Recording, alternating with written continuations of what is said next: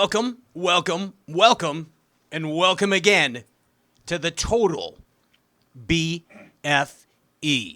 Ladies and gentlemen, this is the bass fishing experience known as Stray Cast Outdoor Cartoon Television.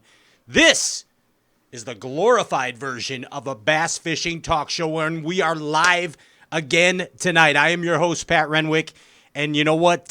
We got another huge, gigantic, monstrous, melon-headed show rigged up for you again tonight. It's amazing. I'm excited. I hope you're excited. First up, live from the Red River, the one and only. He makes your heart go boom, boom, boom. He's your supernova bass guy. Freddie Boom Boom Roumbanis coming on first. Ciao. Fred Roumbanis. Yes. What's that? Where is your microphone, damn it, Andy? Turn the damn... If you're going to say things funny, say things funny. Look at all things funny. All things funny, or everything goes my way, your way, anything goes tonight on Stray Cast Outdoor Cartoon Television. Coming up after Freddie Boom Boom, Scott Suggs, FLW Tour Pro MLF competitor Scott Suggs. First time ever on this show. I think we've had Fred on Stray Cast one time before, and then I know he's done the Bass Buzz radio show a few times, and I'm happy to have him back. Also, there's all kinds of great things happening, and I know that you out there in the bass fishing galaxy are most excited about the return of Nicole Dorr, bass fishing supermodel. Yes, she is back tonight, and she has an amazing giveaway for you tonight. She is giving it all away tonight, and yes, it's a giveaway.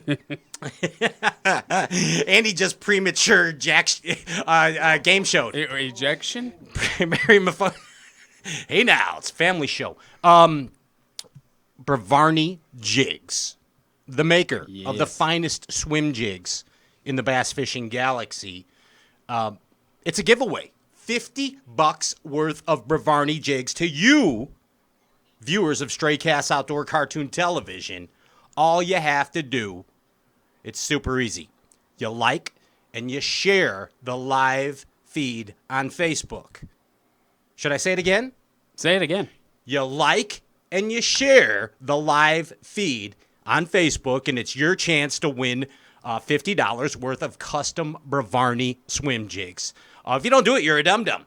Plain and simple. It's really that easy. It's a confusing amount of colors. Everybody went. Yeah, exactly. You go to that website, you're like, what the heck? Which bluegill do I want? Yep. It's crazy. I have to get a consultant every time I order. Speaking of consultants, my consultant sitting next to me on the right, who just gave birth to a 1 pound bouncing bundle of phlegm. True story. It is. I haven't given birth to it yet. I just had the ultrasound today. It's in there. It's in there. Is it a boy or a girl? It's proven. It's androgynous. It's an androgynous little Ryan Popcorn Whitaker. Yes. Kufa. Kufa. Yes. Kufa didn't work for Creed. No. I had to text him about that. I thought he might be mad at me, but he said it's a learning. He said, curve. Dude, he was all about the Kufa. I texted with Creed afterwards, and he's like, dude, I would do it again tomorrow. He said he thought he was gonna slam him. Well, but it didn't happen that way. Everybody does. McClellan didn't go that way. No. McClellan sandbagged his buddy. It's crazy. Hey, that's no good. America's favorite OG original hip-hop fisherman sitting over here fielding your questions on the media social tonight on the book face. The one, the only. I'm not even going to say his name. What is your name? It's JP. It's JP, hi! What up? Hi, JP. What's going on, Pat? JP, I must address the white rhino in the room immediately. There seems to be some sort of family feud going on with our Bassin family over at Ike Live. What do you mean? And it's between you. There's so much love between the rest of the crew. You can feel it in the room. There just seems to be this can I call it sexual tension between you and Dave Brosnick? Yeah, you can call it whatever you want. Stormtrooper? Yeah. What is this? What is this sour tale between you and the Stormtrooper? No, You made fun of the man's flowers. I made fun of his petunias, and he got a little butthurt.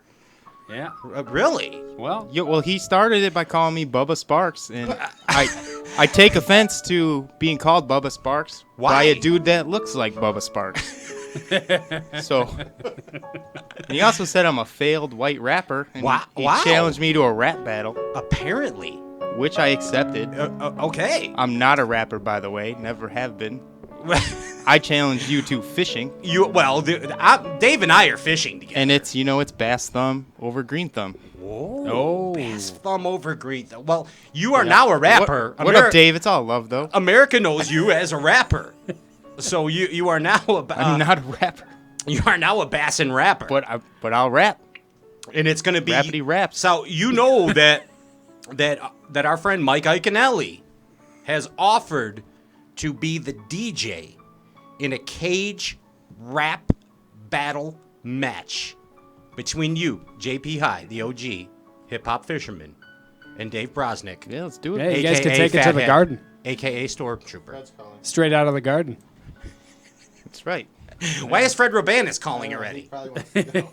We're talking about things. He's anxious. He wants He's eager. He wants to get in the battle too. I think. Yeah. Ladies and gentlemen, now it is time for me to bring to you America's sweetheart, the originator of the text acronym SMH. Ladies and gentlemen, our producer, Andrew Ellenberger. Hello, Andrew Ellenberger. Hello. Hello. Yes, it's right there. Okay, couple quick things and we'll get on to Fred Roumbanis. I want to tell you, first off, I am super excited. Thank you to Bassmaster. Yes, Bassmaster. Thank you so much in your 50th year for bringing back my heroes, Harry and Charlie. It's a big deal. Harry and Charlie are back.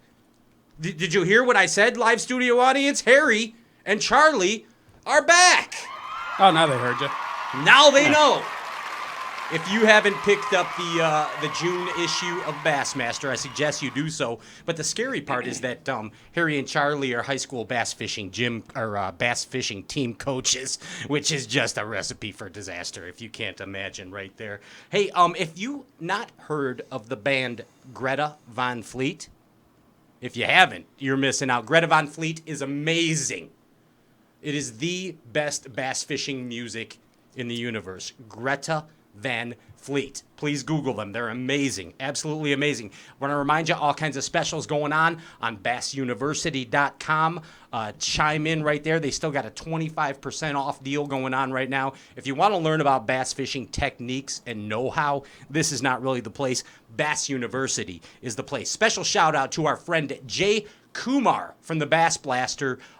Always entertaining bi-weekly email from Jay Kumar, bassblaster.bassgold.com. You can sign up for free twice a week. That's the deal right there. Also excited about the 710 Alpha Mag Hitter Flip Stick. It's amazing. It is absolutely amazing. Coming to you soon, Bass Fishing Universe. Last but not least, a warm studio audience, round of applause for the birthday boy, Eric the intern. Yes, Eric Eric, yeah, Eric the intern. Happy birthday, kid. Hey, put the power poles down. Don't go anywhere. Fred Roumbanis coming to you live from the Bass Fishing Galaxy.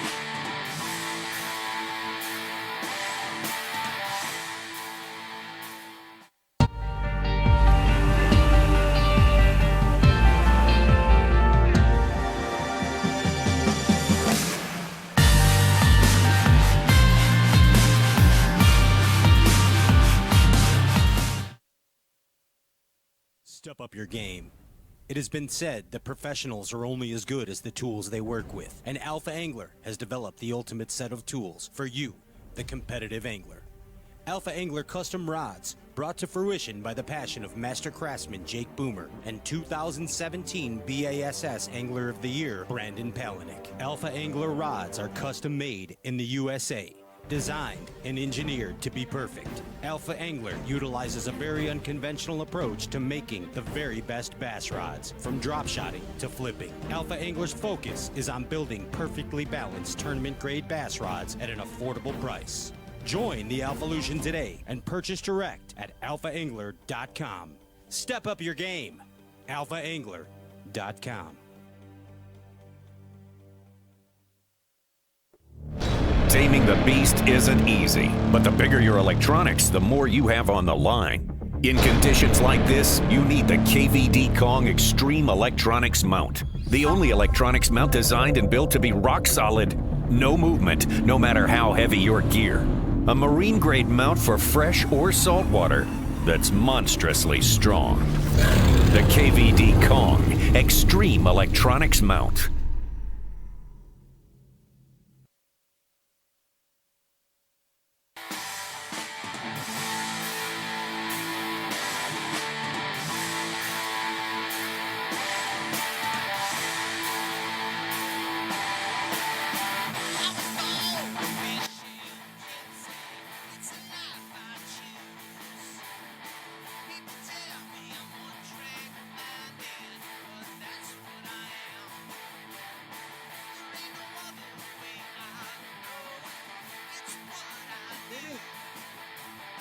All right, welcome back. Welcome back. This is Straight Cast Outdoor Cartoon Television. I'm your host, Pat Renwick.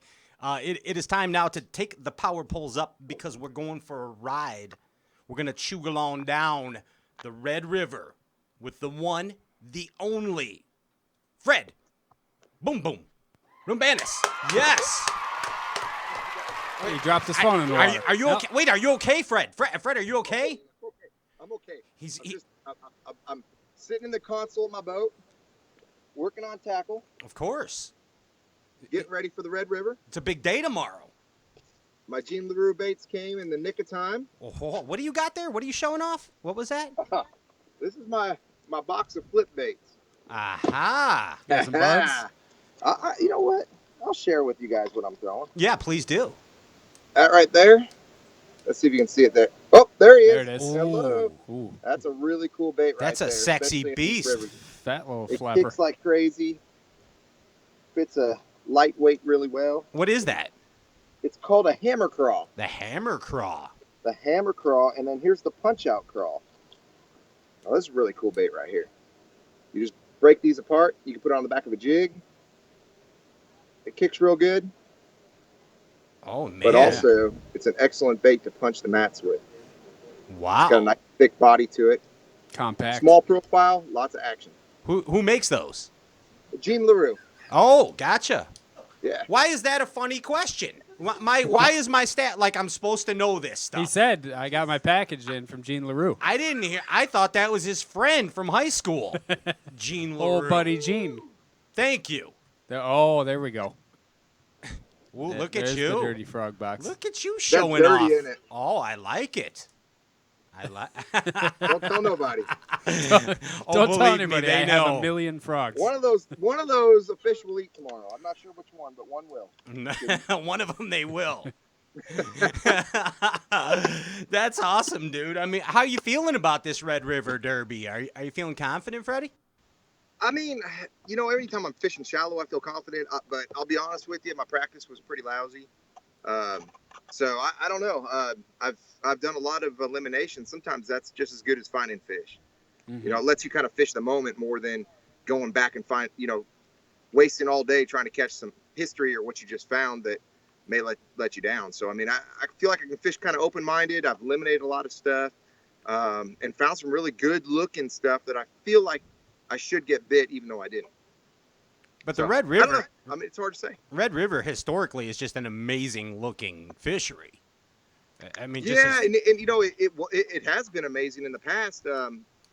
2015 and 16, there were a couple big floods And even earlier this year, apparently there was some really high water, and that that shifts the river a lot and it moves the fish around, and the vegetation is not the same. So I mean, there's a lot of variables that have changed, but yeah, it's a good fishing. I like your Thrasher shirt, by the way. Oh, thank you. Yeah, no, I really do. I got a whole bunch of Thrasher. You skate? Do you still skate or what? I don't, not so much anymore. I'd love to. I mean, my wife won't let me jump on the skateboard. Maybe she will. Come on. She's not when I'm not.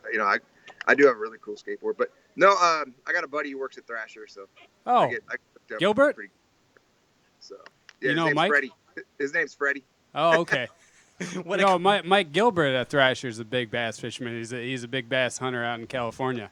Oh, really? Yeah, Oh, he's cool. got a great website, Working Class Zero. He's got Oh, okay. footage Yeah. catching 17-pounders. Yeah, on That's tape. pretty awesome. He throws the Yeah. giant Yeah, so swim shoe, you know the it's pretty- gym shoe swim baits constantly. Big old tennis shoes. Yeah, you know, Throws Yeah, a I won't waffle be doing bottom. much of that this week, unfortunately. So. won't be that going on. Hey, dude. I was gonna be in that pool right there for y'all. Oh yeah, But- like James Watson. James Watson did that last week. I was gonna do that, but then I got over here. We got Uncle Rob over there. He's cooking some shrimp. Oh yeah. Yeah, we got a big shrimp broil going, so I'm excited. It's gonna be a fun evening. Heck yeah. You can feel free to eat it on the air. There's no rules here on Stray Casts. You know that. Yeah. There's rules. There's no rules whatsoever. This And is, of course, I like your shirt too, the Bass University. well, thank you. Thank you very Yes. much. Yes. Yeah, Pete Glusick gave me this. He well, that outgrew was it. nice of him. Yeah, it was Pete's. Hey, I'm going to tell you a couple things. When I think of Fred Roumbanis, I think of, whoa, look at you, upside that down, cool? Fred. Wow, that was awesome. Yeah. I just saw trails. I just Barrel wanted roll. to flip around for you. When I That think was of my alley oop. that was awesome. When I think of Fred Roumbanis, I think of a frog fisherman. I think of a swim bait fisherman. I think of a guy that is scared that he might be grabbing a mudfish instead of a bass Sugar. in the Derby. Remember that one? Yeah, Yeah. yeah. I Yeah. think of an all-round awesome dude. My question to you, yeah, absolutely. My question to you, Fred, is how would you describe the angler known as Fred Roumbanis? How would you describe yourself? Oh gosh, I've never had to do that before. I know that's a bass fishing talk show. It's what we do. I'm a risk taker. That's probably how you could describe me the most. I'm one to have a good day, and then abandon ship to try to find something better instead of playing it safe and trying to catch those fish again. I feel like the tournaments that I've won, if I don't lose fish and I have a big bag and I catch I fish flawlessly, I feel like if I go back to those areas, I probably already caught them. You know what I mean? But if I lose a fish and I go back, I feel like at least there's still big fish to be caught. Does that make sense? Yeah, Yeah. 100%. What I'm saying is, if I go out and I fish a flawless day and I end up, in the top 20, or like, for instance, Red River last time we were here, I stayed local. I caught almost 10 pounds. I was sitting in 15th out of 200 boats. Day 2 rolls around and I'm thinking, that's not going to cut it. That's not going to win the tournament.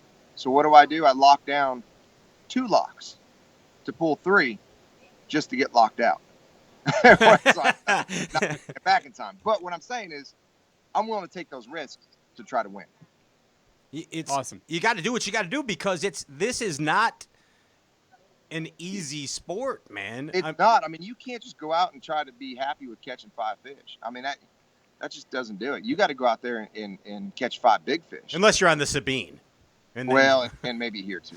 But yeah, no, I like to fish for big bass, and if it takes throwing frogs or swim baits all day long for 5 or 6 bites versus catching 20, 30 on a spinning rod, I'm going to do it.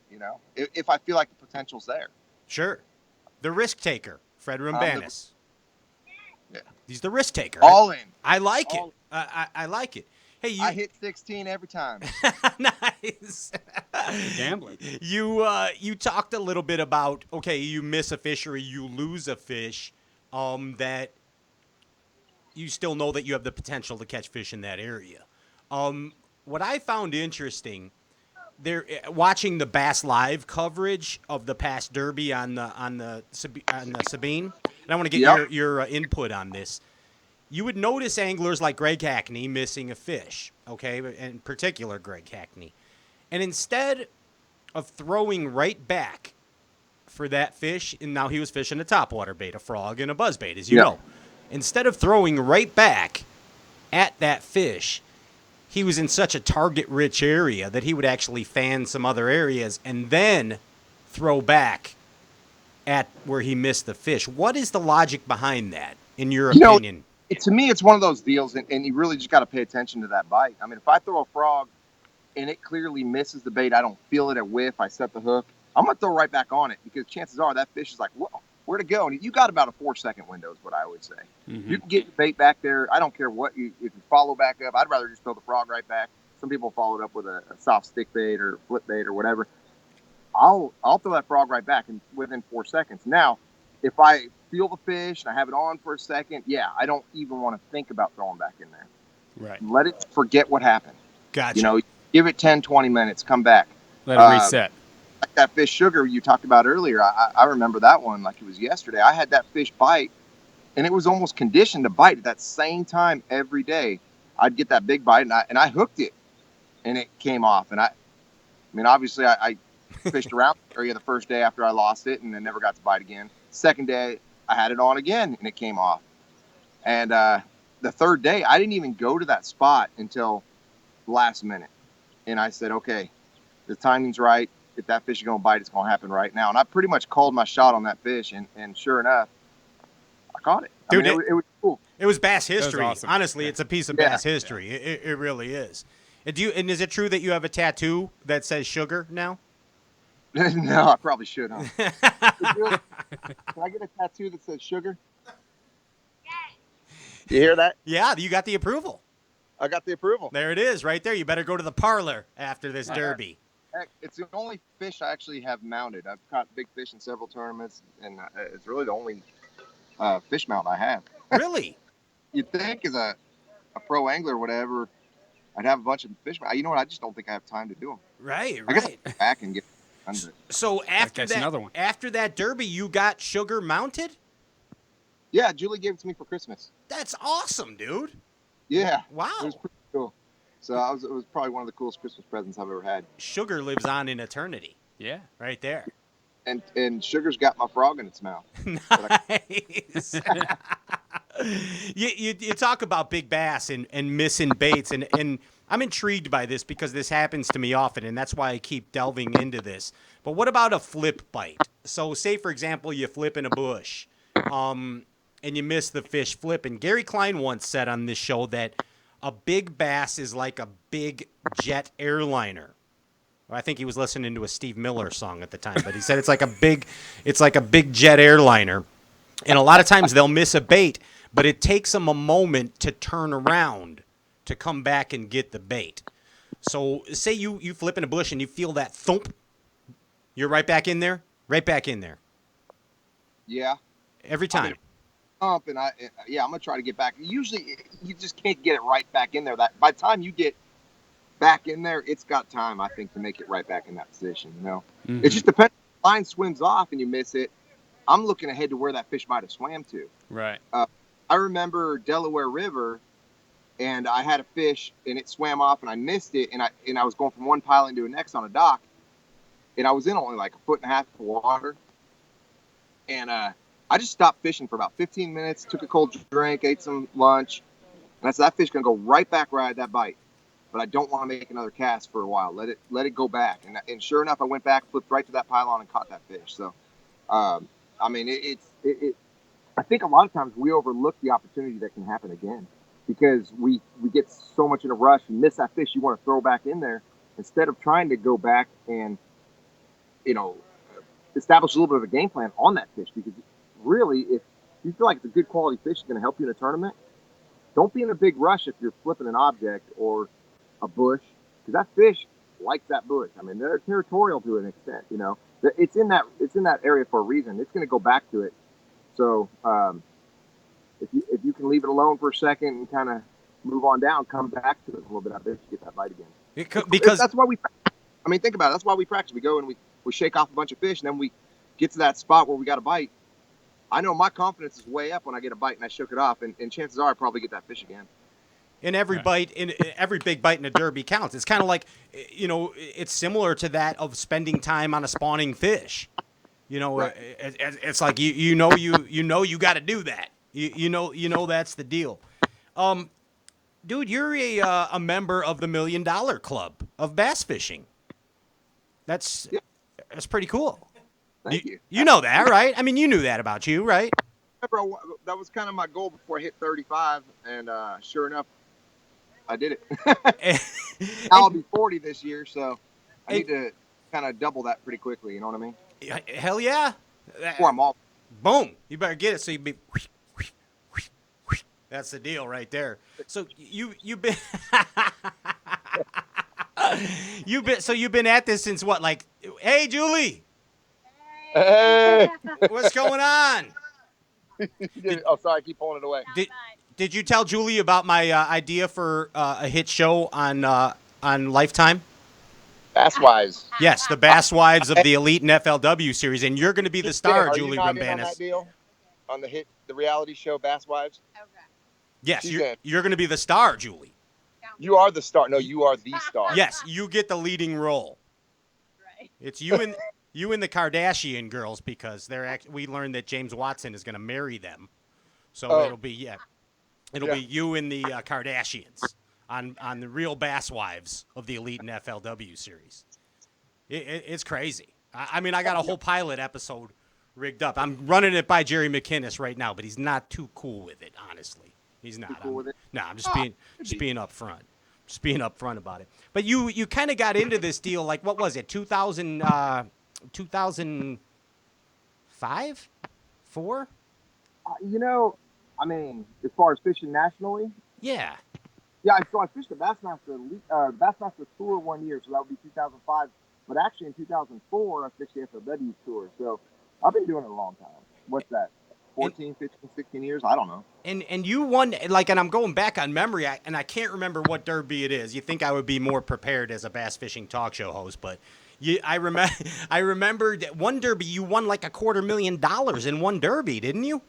Yeah. That was High Rock Lake. We had majors back in 2006 and 7, and it was over a 2-year span. The top 50 anglers over those 2 years. So to qualify, it wasn't like, I don't think a rookie could get in, but after 2 years, if you were in the top 50 in the points over 2 years, you got into these majors. So it was only 50 boats. There was no entry fee. Right. And no, not everybody got paid, but top 25 got paid.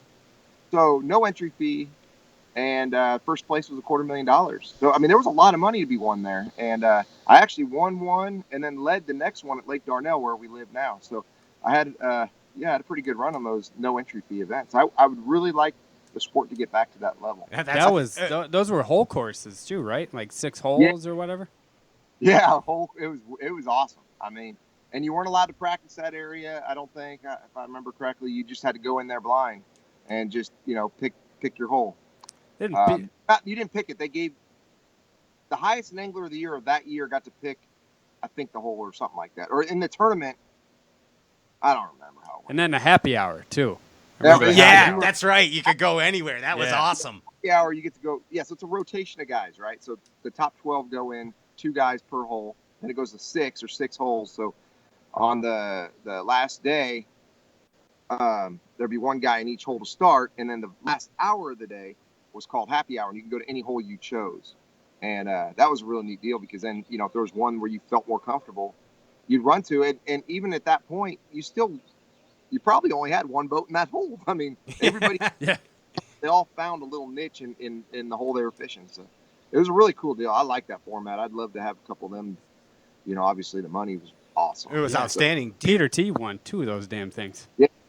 Yeah. That's why he's so damn rich. Yeah. Hey, do you know who thought of that? Whose concept that was in BASS? Do you know who the originator of that is? Because I don't. I think it was Don Rux, actually. Really? So yeah, I think because I remember he was a big part of the business back then. So gotcha. That's an amazing concept. And I agree with you 100% that the sport needs to be brought back to that level. I mean, as far as for you, the angler. It needs to be, because right now you've got the sport elevate. You know, I mean, when you're talking scholarships from high school to college, you know, you're building a real sport here. Yeah. We need to have that top level, top echelon of the sport, which is the elite anglers, get paid like professional athletes. 100%. And we can win some good money, but if it weren't for my sponsors, you know, and royalties off signature baits and stuff like that, it would be really difficult to raise a family. Yeah. Bass fishing has come a long way, and there's actually such thing as bass in fashion right now. Are you aware of that? Bass in fashion? Yeah, there's bass in fashion. It's like look at that right there. Well, that's high fashion. That's a bass stash. There's no doubt about it. That's definitely bass in fashion. But raccoon eyes. Yeah, the signature tan line. Yeah. That's another one. Like that dude fishes. You can go have a conversation with him and you guys get along. Exactly. But there's also, like, you can also pick out bass fishermen by certain clothes that they wear. You can, you know, hook clothing. Yeah. I mean, they're doing a lot for the sport now. I mean, and there's a lot of them. I mean, you know, there's a lot of different clothing. But yeah, you can tell. It seems like the brighter colors are in. Yeah, it really is. Like you with the what do you call yours? Lime or chartreuse? Is that lime truce? This is actually. Oh look, this is a. What does that say right there? Look at you. Look, that's bass in fashion. I am bass in fashion. You're a bass in supermodel. A bass in supermodel. Fred Roumbanis, risk taker, bass in supermodel. And what does that say right there? Look at you. Oh, little sponsor plug. That's how, dude. What's up with that Panoptics deal where you could see the fish like everywhere? It's amazing. Yeah. So I just got that put in on Sunday at Orange, and I got to, you know, the only way we can go back on the water is if we're in the little off limit. So they installed it. I just put the troll motor down and kind of troll motor right against the launch ramp right there and looked at the dock, and oh my goodness, you could see fish swimming around the pylons and everything in front of you, and you could tell the species. See, before you could never really tell species. You could tell how they're positioned in the water column or how they're grouped up, if they're like crappie or bass. Now you can actually see the profile of the fish and go, yep, that's a bass, and you can tell that's a little bit bigger of a bass. And I mean, it's unbelievable. You can see the structure of the rocks. You can even see fish in branches. I've played around with it a bunch here at the Red River, and I just pray I don't knock that transducer my phone motor with all these stumps. But it's gonna. I mean, it's a game changer. I mean, I would not want to fish without it. I wouldn't want to fish against anybody that's got it. And it works as well from the bow of the boat as it does from the console. No, it work. No, you'd only want it on the trolling motor. You want it where you cast. Gotcha. Because it's me, real time, real live in front of me, and the harder the bottom, I've noticed, the better the frequency. So, or the resolution and everything. Because here's a lot of mud, so I get like, the first 10, 15 feet in front of me real solid, but then it kind of just fades away. But then when I get over a rocky bottom or whatever, I mean, it just picks all the way up the whole screen, and everything in between. So I do see there's a learning curve for me, but man, when I get this figured out, especially when we go up smallmouth bass fishing, it's a game changer. Look out. Now, our producer said to me, he's like, well, why don't you just use an AquaView? They're only $200. Well, in an AquaView, I mean, that's a cool thing, but the problem with that is you've got to hold it down there, the wire, and I don't even know what the rules are in bass on that. With it being a sonar technology, we're allowed to use it. I don't know the AquaView side. I really don't know about that, but I know that I've played with an AquaView in the past. Even as a kid, we play around with them. We'd walk around docks and stuff with them, but you can't really fish at the same time you're looking at that. It's more of just kind of like looking down. And I can fish and cast and see my lure, and all I'm doing is looking down at it. Point your trolling motor where you want to fish, and it's a game changer. Right? It's a game changer. AquaViews are for ice fishing. Showing you a 20-degree angle in front of you, everything from the surface to the bottom, and I have mine set at 45 feet, so it's a real clear image, and it's unreal. It sounds like the deal. Page, that or even an Instagram post I made earlier. I've got a cool little video of just today on the Red River, and you can see the bass how they're just kind of swimming around. It sounds like to me like it's going to be the same kind of deal as like the Hydra Wave was or something, where even if it's going to be hard for a lot of guys that are sponsored by a certain brand of electronics to not have one of these on their boat. You know what I mean? It's like, because it seems like such an advantage. Yeah, I mean, we'll see. I mean, obviously this week's not going to be a true test of it because of the way we're fishing here, shallow, and you know, it's just not. When I'm offshore, you know, go to Kentucky Lake, go to Pickwick, go to up north. You know, when we go to all these lakes where we're fishing offshore, that's going to be the deal. Or even if fishing boat docks would be good. I'm not fishing boat docks here. I'm fishing 1 foot of water or less. So I mean, it's not sonar and just not an issue. But when you get out into that deeper water, it's incredible. You're looking for more sugar. That's what you're doing. I'm looking for sugar. You're looking for sugar. That's the deal right there. Have you ever had a moment in your bass fishing career, Fred? Because you're having a great year this year, but it's been. You're good. What are you like? You're in the 30s or something, right? Yeah. Somewhere around that. Okay, that's a pretty nice place to be sitting going into this lake. 31 in the. 31, you said? I think 31 in the opens and 30 in the elites. That's pretty good, Nice. dude. That's a nice little spot to be sitting right now. But have you ever had a moment in your professional bass fishing career where you've thought to yourself, why am I doing this? No, I mean, not why am I always feel like I was meant to do this. I gotcha. Been times where you can get a little burnout. You know, you miss your family. You know, you work really hard, and when things don't go right, and you miss a few tournament, you know, checks, and you start dwelling on the negativity. Yeah, that can get a little bad, but then you got to go back to remembering what it was like being a little kid. And thank goodness I got 2 boys, because they remind me of each and every why I do what I do for a living. It's the passion and love for the sport, and just fishing and the excitement of the unknown. And that's what, you know, that's what drives me. And when I blast off in the morning, it's an equal playing field. You know, everybody's starting on the top or the bottom, wherever you want to look at it. You could look at it as starting on the bottom and have a bad day, or look at it like starting on top and have a great day. And just, you know, each and every cast from there on out is gonna, you know, it's gonna make or break you. And that, I must confess, that was a trick question, and you passed with flying colors on that question, Fred. So yeah, no, I love it, dude. You talked about being a little kid and remembering when you were a little kid. Is it true that you used to ride your bikes to the spots that Ish Monroe was fishing, and then he used to threaten to beat you up when you were a kid in California? Yeah, he used to trade me tackle for my bass so his parents could help, you know, so he could chase his dream. Wait, what happened? You froze up. Uh-oh. We'd ride our bikes. I always had a little gang with me. Okay. So we're getting to the Boulevard, and we. Can you hear me? Now I can. Yes.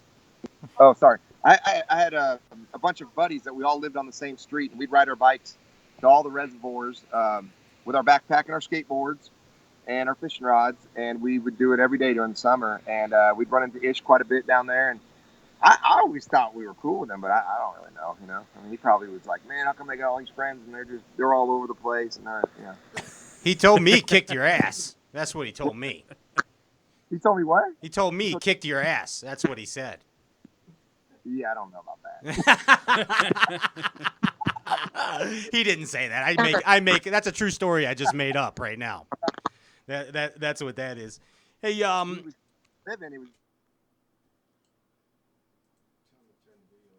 it's Frozen Fred. stuff. I thought that was really There cool. you go. Okay, now we got you back. Okay, cool. Proud of his- Hey, while we got you here right now, how about we play some games? You want to play some games, Fred? Yeah, I like games. Okay, we're gonna play game shows. is what we're going to do. Game shows. Yes. Okay. Have you ever been on Okay. a game show? Mm. Okay, good. Because I don't think last time you were here I invented bass fishing game shows yet. Okay. Gotcha. Okay, It's gonna be fun. Yeah, but now I I'm invented excited. bass fishing game show. So this is a game show that's Okay. called Bass and Life. So I am going to give you a phrase or a word, and you need to relate it to bass fishing as well as life. Okay. Are you ready to play? Here we I'm go. ready to play. It's called Great. Bass and Life. Today's contestant from Arkansas, Fred Roumbanis, MLF, an Elite Series bass fishing professional.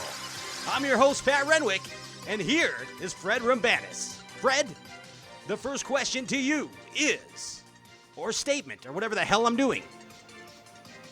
Monofilament related to bass fishing and life. Monofilament. Oh, topwater baits, spinner baits, and stretch the most out of the day. Stretch the most out of the day is life. you go. Very good. See, you're Is your life. That's why you're a professional Fish angler. all like day. it. Sign That's up why for you're a that. bass fishing supermodel, and that's why you're a risk taker. The next question to you, Fred, is whiskey. Whiskey. Bass and life. Whiskey. Ooh. Good times. Good times. Oh, and big bags of fish. And big bags of fish. Bass and life. Whiskey. I think good times was a double Yeah, answer. that, I think I was going to accept Perfect. that as a Oh, okay. as a double one there. Yeah, it can go both ways there. Yeah. Spare trailer tire. Spare tire trailer. Tire trailer. Spare. Like having extra tackle in your boat that you don't need Okay. 90% of the time. Gotcha. But it's there when you need it. But it's there when The you most. need it. That's the spare Nice. tire on the trailer right there. Fred, titties and dragons. Titties and dragons. Oh, that's just fascinating. Yes. Some of my favorite things. Related to bass fishing and related to life. Oh gosh. Making a milk run Okay. and hitting spot to spot throughout the day of the tournament. And good time. Good times. The only part of that made sense was good times, but that's okay because that statement made no sense. Anyway, Yeah, you got me on that one. it's how you wiggle it. Fred, the last statement is it's how you wiggle it. Bass fishing in life. It's how you wiggle it. Drop shot, Drop shot. and my breakdancing moves. Your breakdancing moves. Nice. Wow, you have those? No. Wiggle it. Let's get a consensus from our producer, the Ginger Ninja. Did he win, Andrew? Yes, you won. Yes. You won. You actually won a Greg Hackney Signature Series frog. Oh, perfect. Yeah. So I thought you could use that. Can I trade it for one of the boom booms? Yes, you can. Good job, dude. Good job Thanks. right there. What? So You got me on those. I'm not gonna lie. Those were. you did really good. Now here's an interesting fact, and Ryan has been working hard on this all day. He's been consulting with Ronnie Moore. You know Ronnie, the statistician. Oh, yeah. The statistician. The statistician. I worked on this for at least The statistician. the last minute. So here's a pretty interesting fact about you that I would be willing to bet this entire plethora of bass fishing talk show studio to you that you don't know the answer to this question. Do you want to? What can we wage? What do you want to wage? My studio against your boat. How's that? How about that? Okay, super glue. Okay, yeah, Yeah. that's, Super that's glue the good that I stuff can't too. get the lid off because I glued it on. Okay, I'll take that as a bet. So That's not the gel stuff, is it? Because I don't like the gel. It's it's ultra liquid control. Okay, that'll work. Ultra liquid control. That That'll should have work. been one of my Bass in Life questions. That's the good Let me stuff. write Yeah. that down. Ultra liquid control. Okay, that's on the next quick one. dry. That's the next episode. All right, I'm going to give you 2 facts, and then comes the question. The answer. Fact number 1. Yeah, the Oh, answer. and the question. Fact number 1 is you have caught 4,857 pounds of bass Wow. in your career, in your Bassmaster career. 4,857 pounds of bass you have caught in your bassin career. Wow, That's good, dude. that's a lot. That's impressive Fact number 2, for a risk taker. you have won $1 million, $222,064. What did you One just million $222,064. On the Bassmaster question side. On the Bassmaster Bassmaster. side. Yes. Yes. The question is, do you know what that equates to in pounds per bass? I'm sorry. You totally What? screwed this I whole screwed thing this up. Equates to Dollars per pound. Andy, fire him after the Dollars show. per pound. Oh, how many dollars per pound is 4,000? 4,857 And- pounds. And how many tournaments? 62. Oh, yeah. 62. Yeah. 45. 86, 158. 112. 158. I don't know if that matters, but it's some kind 300. of equation. Yeah, do I'm math gonna- in your I'm head. gonna just throw out there 2.36. Well, that's really close. Holy shit, that was real. You almost won my studio. Yeah. I Wow. don't think we're getting that super glue. Go ahead, give him the answer. 251.72. $251.72 a pound. That's what each That's bass really that you close. have caught. I don't even know what I asked. I don't even know what I. He totally. I read it perfectly. Yeah, that was absolutely. So how many? Okay, so 250. Hey, Julie. I got a question for you. What do you think each one of the bass I catch that goes to the scales is worth? each pound. Right? Each pound Right? of bass. Each one pound. I think each bass in my career is worth that goes in live well. Just take a guess. Bring her on. Come here. Come here. Come on, Jules. Come on. This.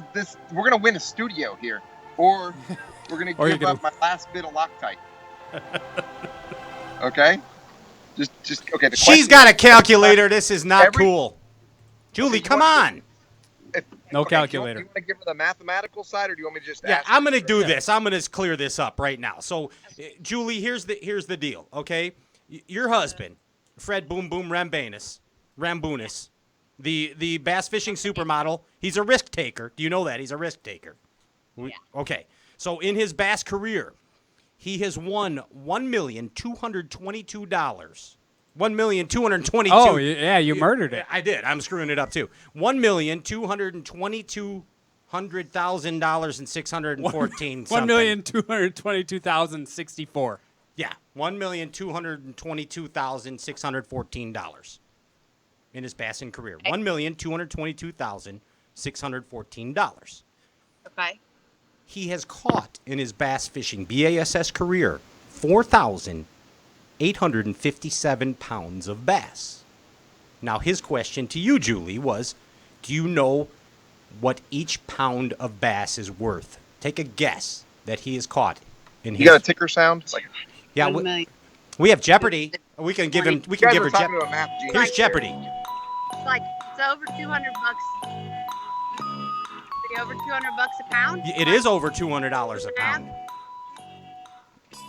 You know what? It's $251.72. But I must say that pretty this solid. has now become the Roumbanis Straycast studio. After all this, you guys you just inherited a studio. Couple of mathers. Yeah, that was outstanding. Julie, have you ever put those beauty products that you yes, now that's Bass Magic right there. Have you ever put those beauty products that you endorse on Fred? Absolutely. Yeah. No, not garlic spray. What? I got to put a little clone on. He is a bass fishing supermodel. We learned Ladies that. love it. We, Ladies love we learned that right there. Gosh. Hey, Gosh. Yes, I do. hey, I do. Julie, is it true that your dad has the patent on the Zebco 33 spin cast reel? On the classic, the Zebco 33 Classic. He sure does. Wow. Yep. That's Which awesome. was my first rod and reel. Isn't that crazy? That is Probably a lot of ours. That's amazing. Yeah, for sure, a lot of ours. That's and Woo Dave still skips docks with those. Did you know that?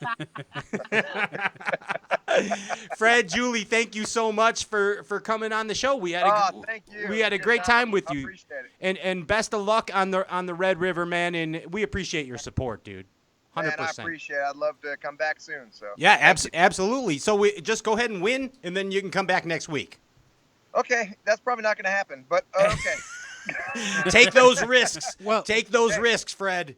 Next week is Good time. lacrosse, isn't it? Oh yeah, you're in lacrosse. Is that next week already? Yeah, Or- lacrosse. Now lacrosse. Yeah, maybe. Yeah. Yeah. Didn't you win an Well, Ever Start there? Is that time. correct? You want to never start there, yeah? I did win and never start there. Yeah, Yeah. that really started my career. There it is. And a frog is probably going to play. Mm-hmm. It might What I play. won it on. As a matter of fact, well, no, I better not show the color. Yeah. I Send me a picture. Text me a picture. okay, good times. Thanks, Remember, dude. Just good times. Yes. Whiskey. Early times. Fred Roumbanis, thank you very much. Yes, you are the dude right there. Thanks, guys. Thanks, dude. Thanks, We'll man. see you. Good luck on the Red River. That's Freddie Boom Boom Roumbanis and Julie Roumbanis making a cameo right there. Quick reminder Yes. for anyone that wants to win the $50 in Brevani swim jigs, yes. like and share the live feed on your page. Like and share the live Straycast Facebook page on your own page. It's real simple. Are they doing it correctly, JP? Some of them. Okay. So it's real easy. At least 21. Like and share the live feed on the Straycast Facebook page to your own page. Hey, put the power poles down. Don't go anywhere. We're coming back with Scott Suggs.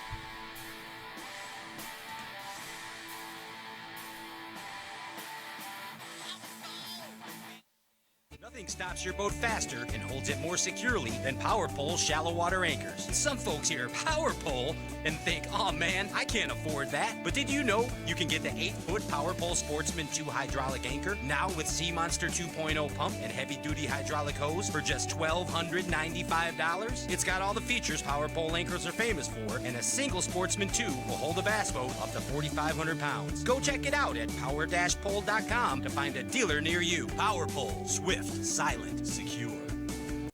The swim jig technique is one of the most successful ways to put fish in the boat. Time in and time out, Brevani Baits swim jigs are just the right tool for the job. Beaming with quality, the Brevani swim jigs come in a myriad of colors, feature the best premium hooks and solid trailer keepers to give you, the serious bass angler, the confidence you need to accomplish your goal of putting more fish in the boat. So go to BrevaniBaits.com and start climbing the ladder to swim jig success.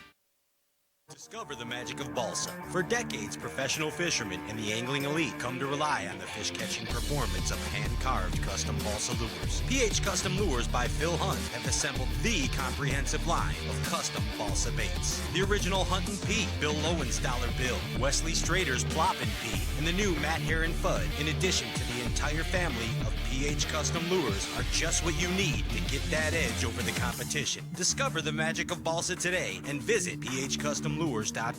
That's phcustomlures.com.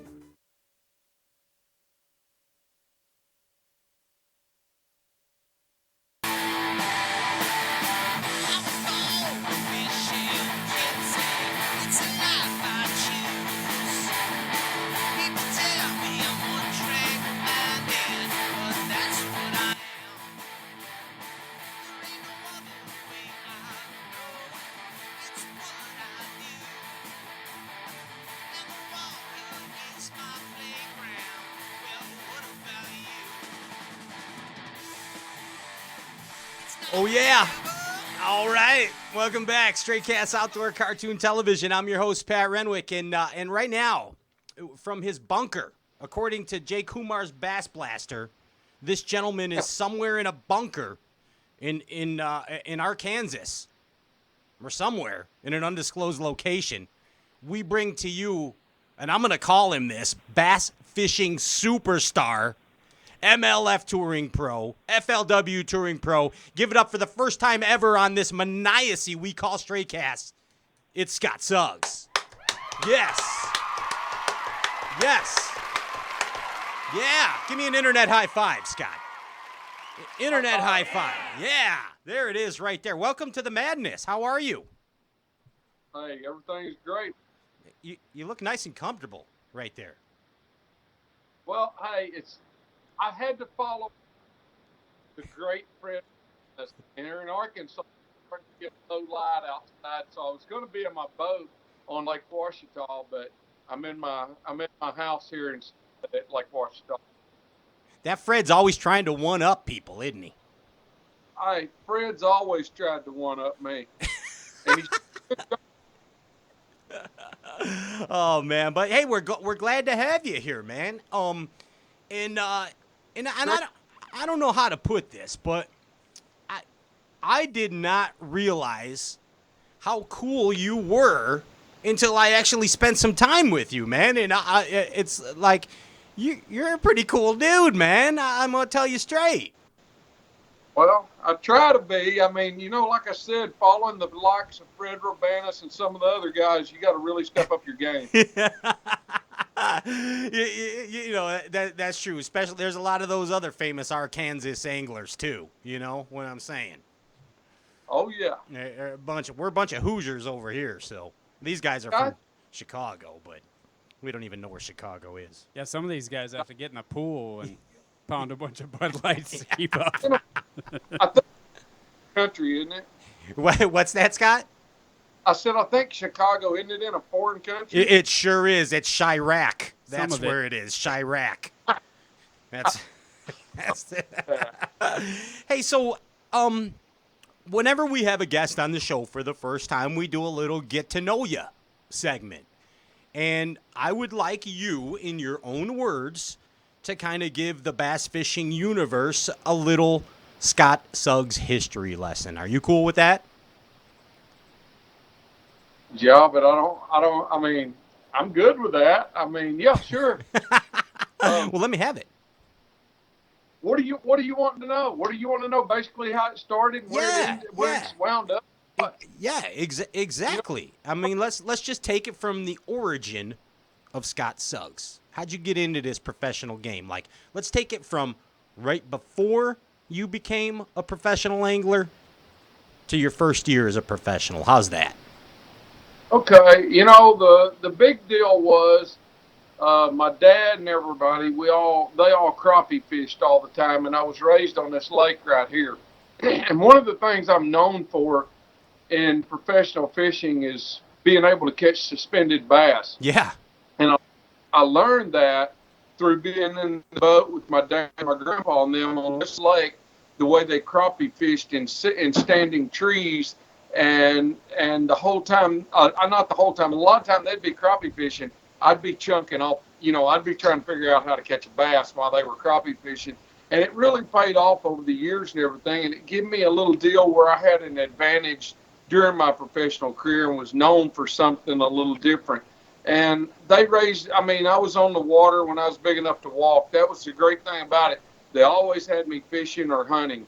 And then as it went on, I got to fish in local tournaments like, I'm going to say around my sophomore year of high school and stuff, and got to fish in team tournaments with my dad and a brother-in-law and stuff. And then I got to I just pursued it right along. I was fishing 4 or 5 nights a week and on weekend days, I just lived to do it. And I had great success in the state of Arkansas. And back in the OMC days, I picked up a big time deal with them through boat and motor sponsorship and stuff. And I just, was able to carry it on. As a matter of fact, I don't remember what year it was, around 96. I was sponsored by, at that time, Still Stratus and Johnson and everything. Sure. They call me out of the blue. And they say, oh, by the way, week after next, you're fishing megabucks on Lake Old Hickory. I said, I'm wow. fishing. And I went over and fished megabucks. I made the first cut in it and everything. And it kind of all really set off from there. And it's just, it's just taken off from there, really.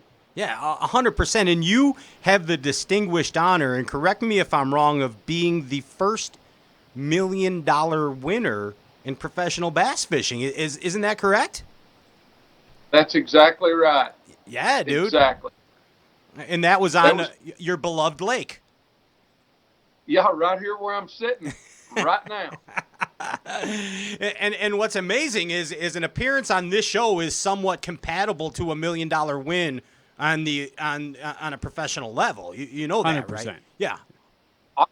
Believe me, I know that. I understand that perfectly clear. As long as we're on the same page, Scott, that's all I'm getting at. But but seriously, man, I mean that's a big deal. That was like unheard of money. And what was that? Was that 2007? That was like 11 years ago or something. Yeah. Yeah, $1 million bucks. You know, that's the thing about it. I mean, that just shows the fishing industry. It shows any kind of business anywhere what can happen, though. I mean, we were climbing and got to where it's $1 million purse at an event and everything.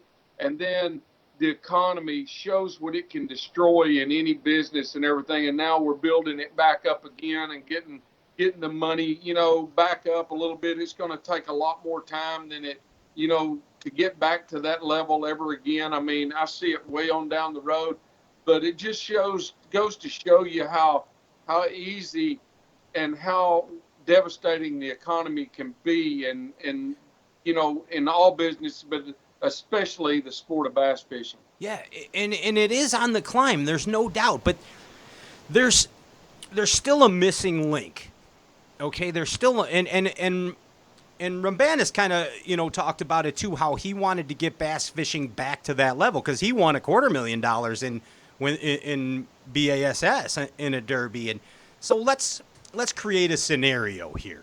Okay, so let's say that you are elected the president of the bass fishing universe. Okay, you are now Scott Suggs, president of the bass fishing universe. Okay, what is your first point of order for change in this sport that we love? What's your first point of order for change? Well, that's really hard to say. I mean, it's been tried in so many different directions, but the deal on all of this is all the same way that the PGA is set up. It's the same way as a lot of these professional sports are, that here we are, no matter what, if you look at it, the anglers are still fishing from the beginning of time of professional bass fishing to right now. We're still fishing for our entry fee. And until that sponsorship is built up and until we're being paid, if you're in that elite group and you're at the event, at each event, until you're getting paid for just being there instead of having to pay your entry fee and try to win that entry fee back and plus some, we're going to stay at a standstill for a long time. We've got to get that figured out of what it's going to take. If you're in that elite group, you should be paid for showing up and then try to win more on top of it, just like the PGA. Gotcha. And how could that be achieved? What would be a step into getting that achieved? It's really hard to say. I mean, the more exposure, some way you've got to be able to get in there and sell to these sponsors and be able to, I don't know, it's just something. I mean, if I could answer that question, I'd be a genius because it's been tried for years. And it's not worked out really right yet. But I think the closest direction to it and the closest way going to it, and I think the future is Major League Fishing. I see that. Yeah. I see that. Not only the fact that it has been brought to the limelight on CBS, right? Doesn't it air on CBS? Okay, it's brought to the norm. If we could try and use that phrase, it's brought to the norm. To the masses. To the masses, yes. And the fact that the sponsorship that you're seeing in MLF is from outside the industry, plain and simple. Well, not only if you look back, look at the number of sponsors and stuff that FLW had at the time outside through a lot of the Walmart different distributors and stuff, how big they were at the time that I won the $1 million. Sure. And then, like I said, the economy fell out. They took that, sponsorship dollars and used it somewhere else. And so, I mean, it's been nearly to there. It's been there before. And now Major League is kind of like we're saying, taking that same idea and going on with it and carrying it on. So, I mean, it's been, I call it, this is my deal. I say it's almost been figured out once. Hopefully we'll get it figured out the second time. And thank God you won that $1 million at the right time, because the next year, kaboom, it gone. The economy went. The 2 years after that, I missed winning it. I had an opportunity at a fish 2 different times in Pittsburgh, and I lost out by a pound and something. And on this the Three fish River. was like a pounder. I came that close to winning again. So it would have been awesome to have won it twice. Heck yeah, you and Kim could have just took it easy the rest of your life. What'd you buy, Kim, when you won that $1 million? Well, I didn't really buy Kim something as much as Kim and I, because her money, and she and I both made sure that we got our daughters the swimming pool that they wanted. Nice, excellent. Yeah, a wise investment. Do you know what Justin Atkins? You know what Justin Atkins bought after he won the cup last year? What's that? He bought a mattress and a bow. That's what he bought. A mattress and a bow. The heck's wrong with that kid? Jordan Lee bought a pillowcase. Yeah, Jordan Lee got a pillowcase. Just the case. And a bunch of Copenhagen. That's what he got. Hey, Scott, tell me a fishing story. Any old fishing story. Just tell me a good old bass fishing story. Does it need to be from the tour or just anything? Anything. Whatever comes to your mind. This is your show. I'm going to tell you one that we used to be years ago when I was able to stay home all the time. I was really successful night fishing here all the time. And, I mean, we averaged, Lake Ouachita in mid-20s a lot. I mean, that was a lot of our weights and stuff. And I had what I called a milk run. I never fished it unless I was in a tournament, these certain spots. And I had this one place, and I carried an anchor with me. My dad made me an anchor out of a piece of Comstock. Okay. And he made a chain, cut a chain, a log chain, and used that, welded on top to tie my rope to, and had 4 pieces of rebar off of it. So I carried it wherever I went over here at night, because the wind would blow, I'd anchor up and be able to still fish. We didn't know about power poles or the new trolling motors then, but anyway. So I had this one certain spot that I did not anchor on, but when I pulled up on it, I made several casts in the dark, and I'd always tell my wife, I'd say, hey, when I feel that tree, you pretty much can go ahead and get the dip net, and you know that. So I had one tree I caught all these giants out of.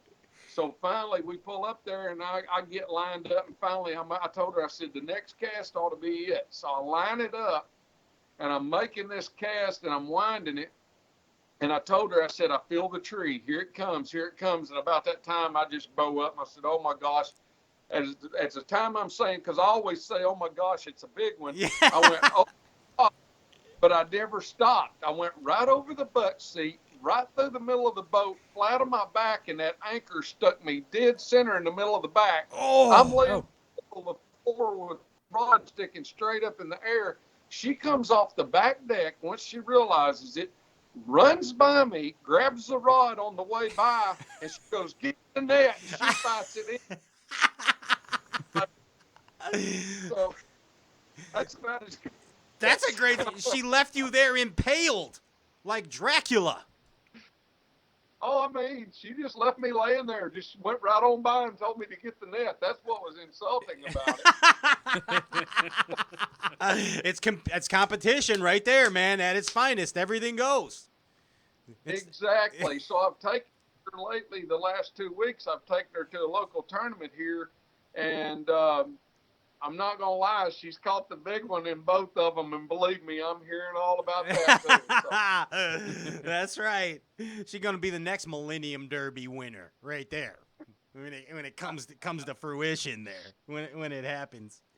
Hey, I don't know if you're aware of it or not, but Mark Jeffries, from Bass Talk Live, he's got that deal going. He's got that deal going on, that one-on-one fishing right now, where you can wager a battle against another competitor, and McClellan's been on it against Crete, and I think Swindle and who else? Strader was on it. And Watson, your buddy James Watson, he just issued a $5,000 challenge for someone to fish against him on this live one-on-one on the BassZone.com. And my question to you is, why the hell did you not accept his $5,000 challenge and let Jeff Sprague do it? I really didn't know that idiot had put up a challenge like that. Yeah, it was baffling to me because I know you would have kicked Watson's ass, and it's on his home lake, and that would have just been what he needed, that ass kicking that he needed. You know what the thing about it is? His home lake is my most favorite lake in the country. That's so what that I'm saying. Yeah. Damn it! I wish you'd have known about it, Scott. You won $1 million. I know $5,000 a drop and a half for you. And you'd have kicked Watson's ass. That would have been amazing on live television. He would have never lived it down. Now you know he's going to beat Jeff Sprague. Come on. There's no one I'd rather beat than him either. I know. That's why I was so baffled by this. Oh, I just dropped my TH Marine cup almost. Unbelievable. So what I need you to do is just, Mark Jeffries, you know him. And you know Watson, so I just need you to put $10,000 up, and let's just get Jeff Sprague out of this whole thing. It happens on June 20th, and we just need to get him out of the equation. You versus Watson, okay? Jeff Sprague is on the phone, by the way. Is Jeff Sprague on the phone? Good. Let's talk. Oh no, to him. he hung up. He hung. See, you didn't even want it because he knows that Watson's going to beat him. But I know you would beat Watson on his home lake. That's why I'm pissed off. Can you tell I'm a little pissed off right now? Oh yeah. Damn it. Oh, yeah. Son of a gun. I wish I'd have known about all that because there's nobody I'd rather spank than Watson. Okay, I'm going to make some phone calls later, tomorrow. And are you willing to put up $10,000? Can you double these funds? Oh, my gosh. Come on. $10,000. $10,000, sir. $10,000. I can't answer that without Kim in here. Can you bring Kim on? Bring Kim here, please. Where's Kim? Oh, my gosh. It's a bass fishing talk show. We do this kind of stuff. That's what happens here. Yeah. That's the deal. All right, so $10,000. We heard it here first. Scott Suggs is putting up $10,000 to butt out Jeff Sprague against James Watson on James's home lake on June 20th on the BassZone.com. There it is. Perfect. We have a winner. God. Hey, my wife's standing over here in the room going like this. My daughters walked up. My daughter's over there going like this. Yeah, see? This is the magic of a bass fishing talk show right there. That's what this is. Hey, so, let's get on to some serious stuff here now, okay? Let's get on to some serious things like street battles. Like if you were going to be in a street battle with some fellow professional fishermen, who would you have on your team to battle a bunch of ruffians in the street? Who would be on your team? I'd have Watson. You'd have Watson. Okay. Yeah. And what would his skills in fighting be? The reason I'd have Watson's because he'd talk him to death. He'd just talk him to death. That's all you need. It would just be you and Watson versus the ruffians, or you would have some more people with you? No, I'd have some more people with me. I mean, I'd have to have Iaconelli with me because, hey, you know the moves he's got? Yeah, dude. They'd never they'd never touch him. Yeah, they can't I catch mean- him. They can't catch the guy. No, he would just. I mean, they couldn't touch him. And then I would have to have probably. I would probably have to have me some. I need somebody in there with some size to them. Yeah. Be dominant. I'd probably have to Charles have Ingram. Davis. Charlie Ingram in his diamond gusset jeans. That's full size. Hey, there you go.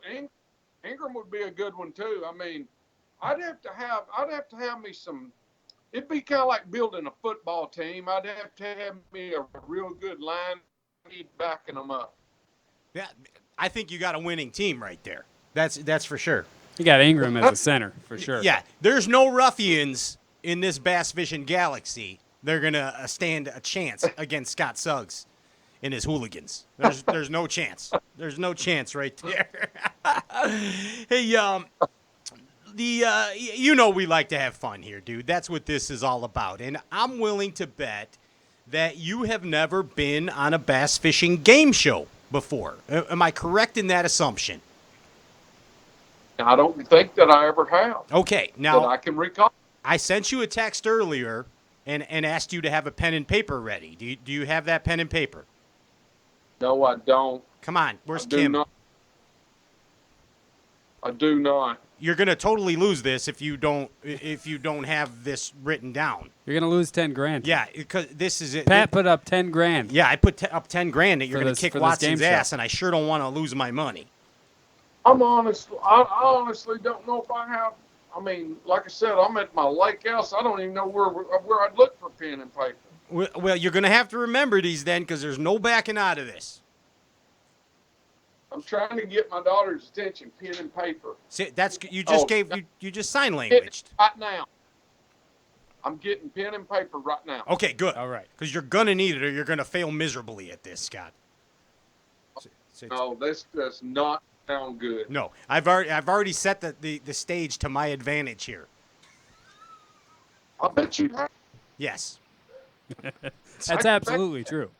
it's how we do it. Okay, there it is. He's got a pen and paper. Are you ready? Okay. No, but yeah. You're actually writing it down in Roland Martin's 101 Bass Fishing Secrets book, I noticed, too. It's a classic. It's a classic right there. The first person's name that you need to write down is Denny Brower. Denny Brower. Okay. All right. The next person that you need to write down is Larry Nixon. The next person you need to write down is Brian Thrift. The next person is Jeffrey Crete. Jeff Oh, Crete. God. Can I just write rental friend down for Yeah, him? yes, you can. The next person is Forrest Wood. And the final person is Mike McClelland. Okay? Yep. Okay. Are you ready for the big game? Miss Jackson, give me a beat. Here we go. Are you ready? Yep. It's time for Match 'em Up with Scott Suggs. Right here on Stray Cast Outdoor Cartoon Television. I'm your host, Pat Renwick. And today, Scott Suggs steps to the stage. Scott, I am going to give you a description, and you need to match him up with this famous angler. Are you ready to play Match 'em Up, Scotty? Go. Let's do it. This angler is often rejected from lines at amusement parks for not meeting the height to ride requirement. He is also the 2017 FLW Angler of the Year. Do I need to just say it or Say the what? name. Yes, say the name. Thrift. That's Brian Thrift. You are correct. You got it right. That's the first one. Yes. All right. First one right. Match him up.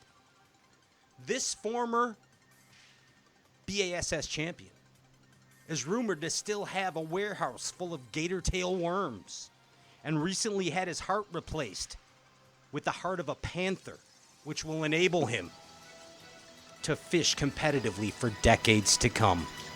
This former Megabucks champion is rumored to have a warehouse full of gator tail worms and had his heart replaced with the heart of a panther so he can compete competitively for years to come. You ready? Larry Nixon, that is correct. You're batting 1,000. You're good at this, Scott. Did you practice this game? This is not fair. This is not fair. This angler is often referred to as the intimidator of bass fishing and is said to be able to turn competitors to stone with a single glance. He's also one of the few elite echelon of anglers to be featured on a Wheaties box. Denny Brower. That is Denny Brower. Ding, ding. He's knocking them out. Unbelievable.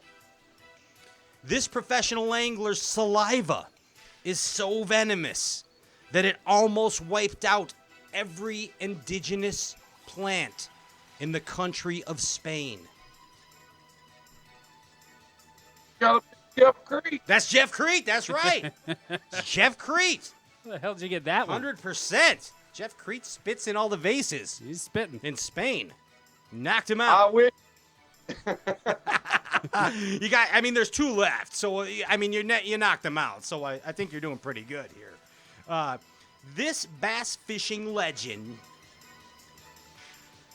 Hold on, let me start that again. I totally screwed that one up. This bass fishing legend's cowboy hat is alleged to be a life-sustaining force, similar to Darth Vader's helmet. Forrest. That's Forrest Wood. Scott Suggs, you are the winner here on Match 'em Up on Straight Cast Outdoor Cartoon Television. He's the first guy to ever get them all right. You won 10 grand. You just won 10 grand. Sweet. I'll take James now. Yeah, now you can compete again. Tell your family they don't have to worry. You're covered here. You're covered. It's right there. Oh, man. Dude, you did really good at that. For not even having a pen ready. Come on. Come on. You knocked it out, dude. All right, we got to talk a little fishing technique or I'm just going to get more hate mail than I already do. So Yeah, since you're doing that, we've talked about some great stuff in between all this. But one of the first things he mentioned is that he was really good at catching suspended fish. Yeah, that's exactly where I'm going. How the hell do you catch suspended fish? Exactly. You're known for that, and you're known for clear water angling. Suspended fish and clear water angling, 2 of the biggest trouble spots for fishermen. Why are you so good at that? Like I said, I was just brought up fishing with my dad over here on this lake, and this lake is really full of trees. And then I fish Table Rock a lot. I fish beaver a lot and everything. And these deep, clear water mountain lakes that have standing timber in them, you can go. What's so awesome about it is I can pull up to some of these places, and I can be away from here for a while, and I can come back and go out and I can fish structure type stuff, fish the bottom, fish the grass and everything. And if the bite's really tough, I can tell within 2 hours that, or I can even be gone and talk to a couple of my buddies and I can call home and they'll say, hey, how's everything going? Or they bite and they'll say, man, it stinks. It's really tough here. Get home. And I come home and I go fishing suspended fish and we usually figure it out. And the thing about on the lakes right here, you can fish for suspended fish about 9 to 10 months out of the year. And what I do is it just depends on what time of the year it is, knowing their migration, knowing whether I need to be looking on channel swing type stuff, whether I need to be looking on points, bluff ends, whatever I need to be looking on for the time of the year, and then understanding or figuring out what depth they are.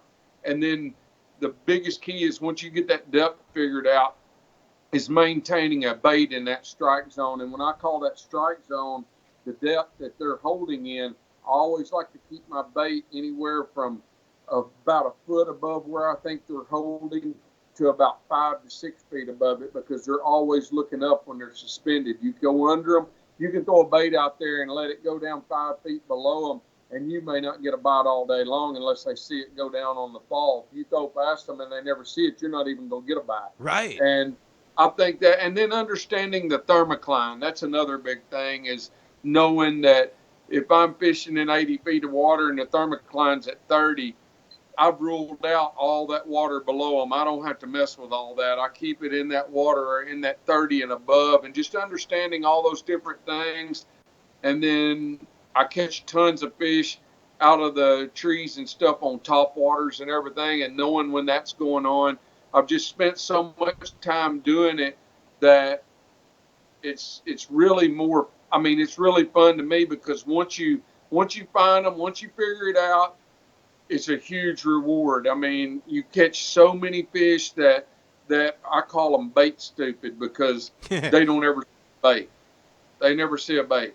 And so, and when I won the cup here, I won the cup fishing fish in the trees. Wow. And that whole thing you brought up about the thermocline is just, I'm not going to kid you. I have no concept of it. My you know, I just, it baffles me. I spend most of my time in 6 foot of water or less. Again, I'm not going to kid you. That's like Justin Atkins come and stayed with me here a couple of weeks ago. We were doing a Berkeley shoot over here, and he comes in and quizzes me a little bit about it. And by the time we get here and get settled down, it's like 9:30, and he goes to quizzing me about it. And I mean, I look, and his eyes are this big around, and his phone rang. He goes, "I don't care what's going on outside this world right now." He said, "I'm totally focused. Keep talking." And I think we stayed up till midnight and be up at 5. He was soaking it up. Oh, yeah, a lot of people. I mean, it's amazing how many people do this for a profession or coming up wanting to do it that have no clue about the thermocline, what it does, when it does it, and you know, a lot of people. It's so amazing to me. Justin will tell you he was one of them that didn't understand when a lake turned over what caused it to turn over, and that's basically the thermocline flipping when you start cooling off in the fall. Mm-hmm. And you know, I mean, it's just it's a neat deal. It's a neat thing, and it's one thing I dove years ago some, and it's just something that I totally understand, and it really helps ruling out. You know, when you're looking for fish, it rules out about 2/3 of the lake. It makes it a lot easier to find them, and you know, it really makes the lake fish a lot smaller. Do you find that thermocline with your electronics? Yeah, Lowrance is really good. I use it at finding them, but what a lot of people that don't really know what they're looking for, you can be out there late in the afternoon, right at dark or just a little bit after dark, and that thermocline will show up. I mean, it's a no-doubter after it gets low, because that water where that thermocline starts is like at 52 degrees, 54, and the particles really hold up right there as they're falling through it, coming from above. So it makes that real dense. You can't see your hand in front of your face in that 10-foot section where that all goes down. So at night with low light and everything there, it really shows up on electronics a lot better than it does at any other time of the day. What does it look like on the electronics? It'll just be a solid line. I promise you won't have to ask what it looks like. Really? I mean, it'll just be it'll be it'll be from the top of it to where it starts clearing out and where you can start seeing better under. It'll be about a 10-foot section there that you really, it's no doubt what you're seeing. Wow. Exactly. And I think knowing a lot of times, like this lake, I've lived on it for so long, the thermocline here falls in usually about this time of year right here in the middle of June, and it falls in around 13 foot every year. And our thermocline never gets deeper than 37 here. You go up to Table Rock and some of those deeper, more canyon type lakes up there that aren't as big, wide open, and it'll get down to 65 along in there by the time the lake turns over. So It just depends where you're at and knowing what's going on and understanding it. So what's the number one tool as far as bait choice for fishing for these suspended fish for you? It just depends on what time of the year I'm doing it.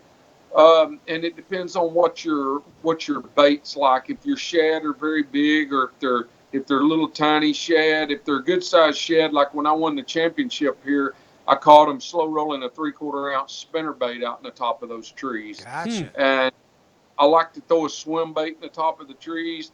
There's certain times that, believe it or not, I throw a Texas rig old monster worm in the top of them and just swim it a lot. It's basically, like I said, it's basically those fish are idiot. You know, they're they're they're idiots, really. They remind me Like a lot. Watson, yeah. They never see a bait out there, and nobody they're just not bait smart. So it makes it pretty easy to catch. The only big thing about it is being able to know enough places, find enough places, and have enough places. Because a lot of times when you catch one or two of them, you'll pull that whole school to the boat, and you'll have to go somewhere else. But the good thing about it, when they're out in those trees, they'll reposition. You can make 2 or 3 trips on them in a day.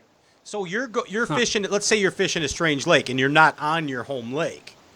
Right. How do you start preparing to catch these suspended fish? What's the method to your madness at this? Well, how do you find them? That's just another thing. I mean, it's like last year when we went to Lake Travis.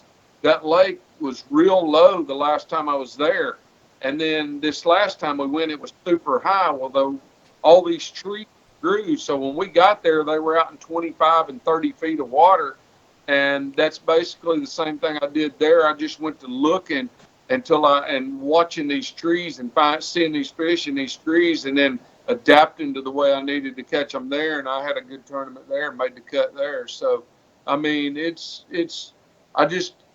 I've done it so much that once you go to a place that you know the water's clear, or it doesn't really matter where we're at in the country, as long as it's a deep reservoir and it's got some kind of trees, there's going to be a fish suspended on it somewhere. And I mean, it's just I've got several techniques I can try and figure out, and once I figure out the depth and which technique's going to work the best, you can basically run all over the lake and catch them. It's time consuming though, correct? In order to put it into the process.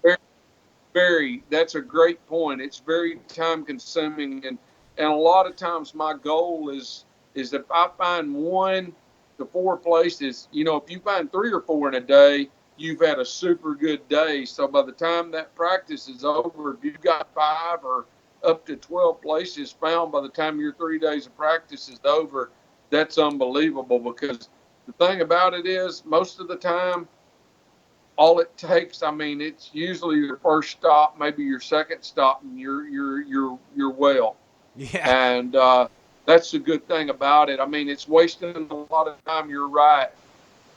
Not wasting a lot of time, but it consumes a lot of time trying to find them. But once you do, and you get 3 or 4 or 5 places found, you're fishing for fish that you don't have to worry if your boat 100 or if your boat number 2.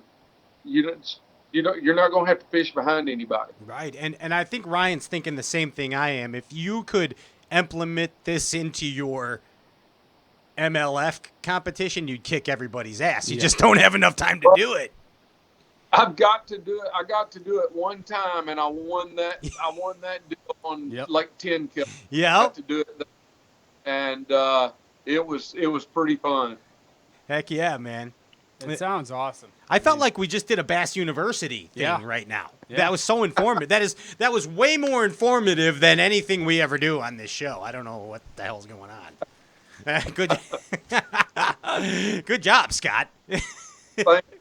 Dude, I would love to learn how to fish for suspended fish, but even after listening to you and how you broke it down and simplified it as you did, I still feel intimidated by it.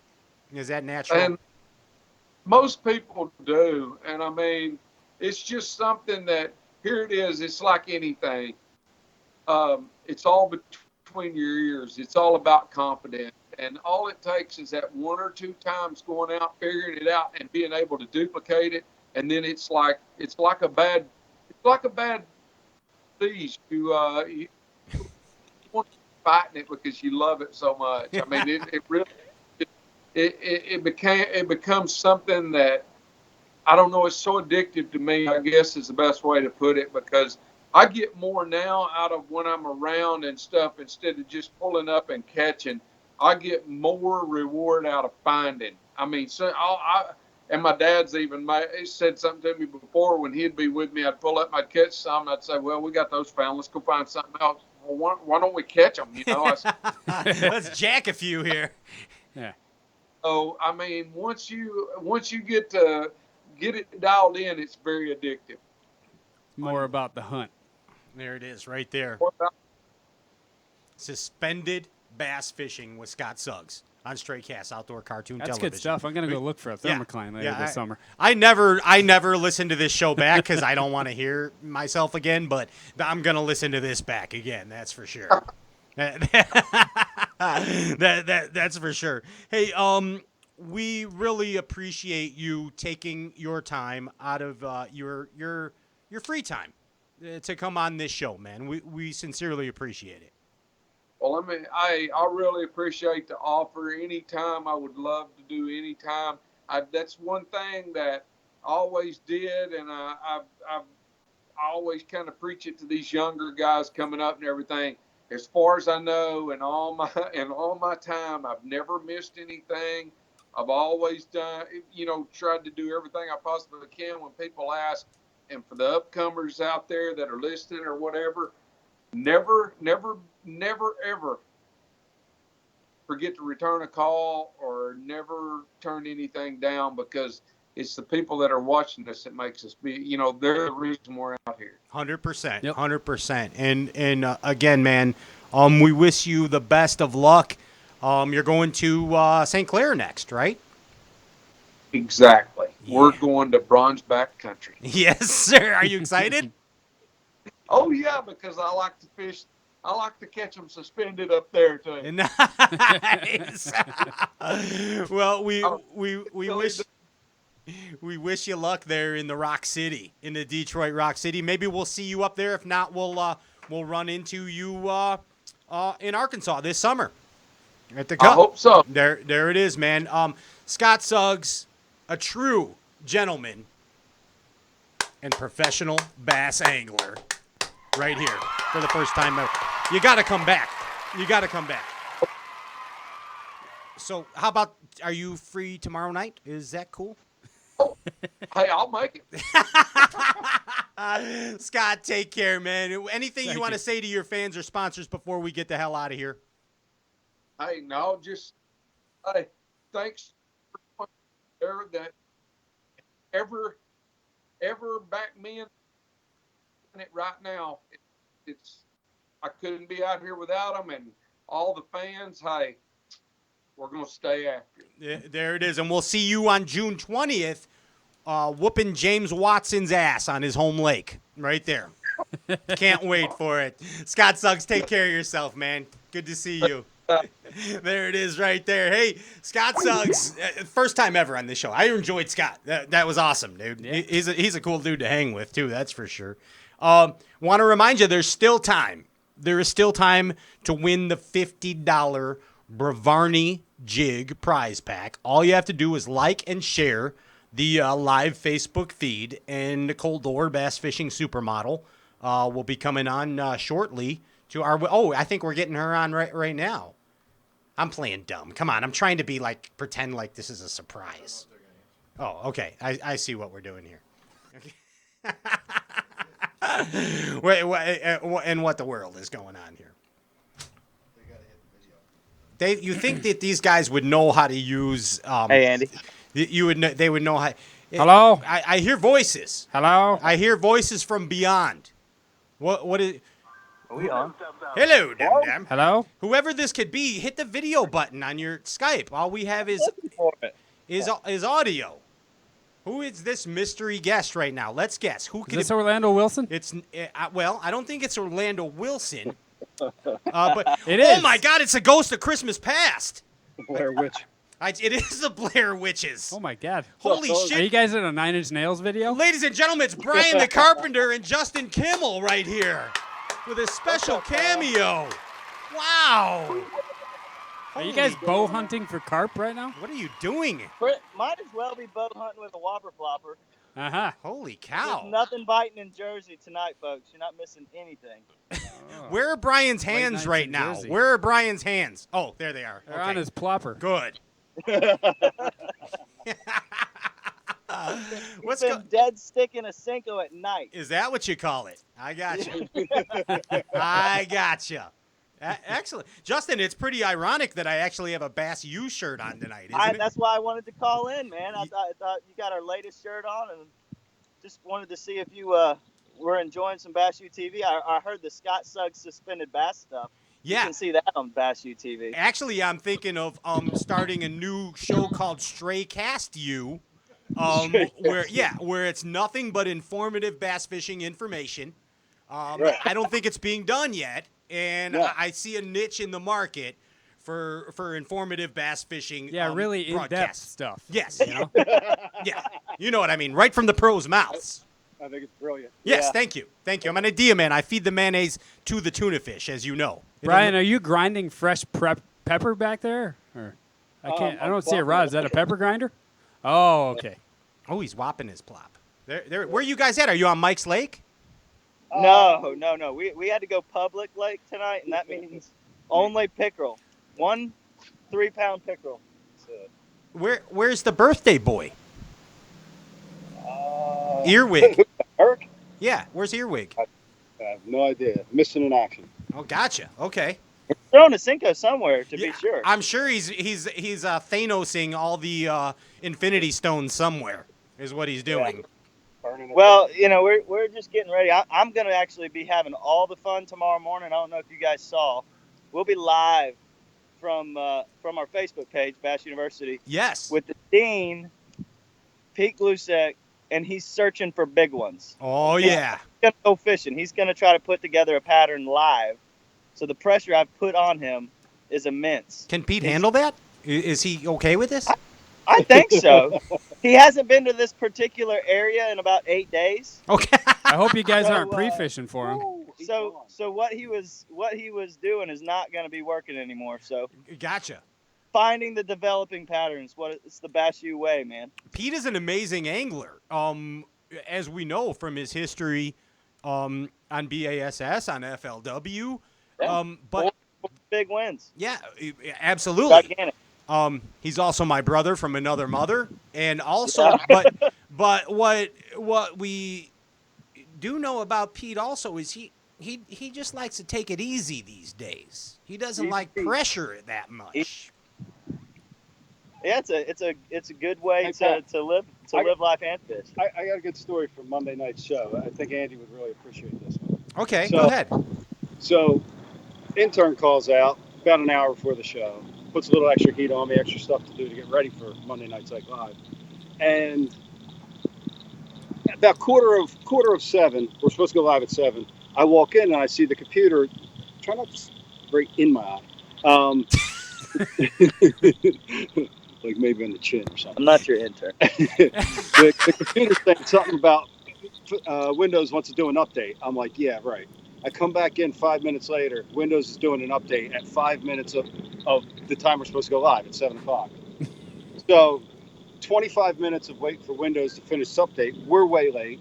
Finally get everybody ready. About to go live. About to hit action. We lead off with sponsor plugs. Where's Pete? Freaking Pete's in the bathroom taking a shit. He was out there for 40 minutes talking about Jake's wrestling. He couldn't do it then? No, he waits till it's time to go live.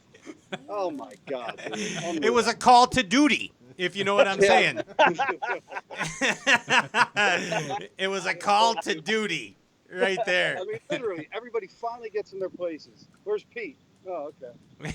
Hey, why don't we have an intern? We used to. We're having a pork chop. Yeah, Pork Chop got fired. We smartened up right away. I think Andy wants an intern. Yeah. Andy does need an intern, someone he can intimidate and scare with his. Did you know that Andy did originate the text acronym SMH? That's it. I did not. That's it. You That's his. want to see all the baits we didn't catch fish on tonight? Yeah. Yeah. Of course. Yeah, You pay me $100, I'll give you an inside tour to Brian the Carpenter's tackle box. I've seen it. All the baits Pete and Mike gave him that don't catch a fish. Here's what we didn't catch. We got turned to. So we didn't catch anything on a plopper. Okay. We threw this Drew Benton just won on Travis with this bait. Yeah. We have Bass U. 0 on that. 0 on the heavy hitter. Sorry, Fred. Nothing on Freddy's frog. That's another big goose egg.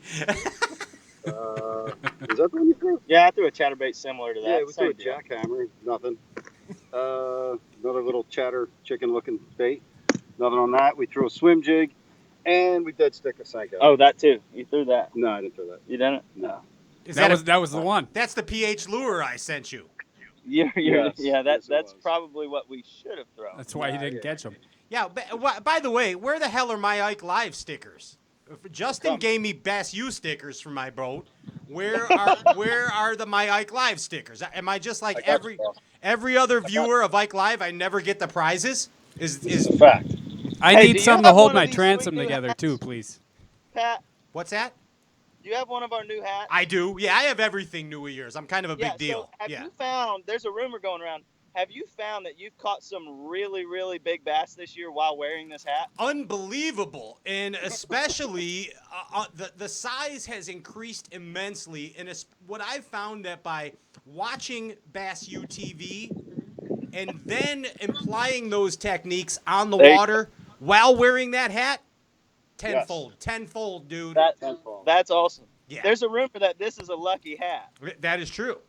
And it just so happens if you sign up for Bass UTV right now, selfish plug, if you sign up right now through Father's Day, we will send you one of these hats for free. You can't buy this hat anywhere, so it's rumored to be lucky. My size has gone up tremendously this year as well, and the pictures that I got from you, which I still need to post them up there. Wow. Gigantors with you in that hat. Yeah, absolutely. And Brian, he just said his size has gone up tremendously this year. Is that due to some pharmaceutical product, or is that I heard that, Pat. I chose not to comment on it. Yeah, is that some pharmaceutical product that you Yeah, are I'm surprised. endorsing? He's been on his game all night. Hey man, I'm looking forward to watching a little Bass University live on the water tomorrow with Pete Lusick. What time's that start? Bring your coffee. 7 a.m. We're putting the pressure on him. Pete's gonna be up at 7. He better, because I advertised that. That's Justin Kimmel and Brian the Carpenter live from an undisclosed location using a lot of baits that don't work tonight, but still having a hell of a time. Process of elimination. We're going to go dead stink a cinco the rest of the night. All right, and remember to try the margarita mutilator color. That is a color I invented. See you guys. Thank you. A cone in the house. That was a pretty cool little surprise right there. That was good. I really wasn't surprised, but that's what happens here on Bass Fishing Talk Shows. Hey, the time is among us right now, the moment you've been waiting for. It is time for the Brevardney Jigs giveaway and the return of Nicole Dorr, bass fishing supermodel. She is back from her world tour and back home here in Chicago. Ladies and gentlemen, give it up for Nicole Dorr. Yes. Woo. Yeah. Da-na-na-na-na. Da-na-na-na-na-na-na-na-na. Nicky Nick.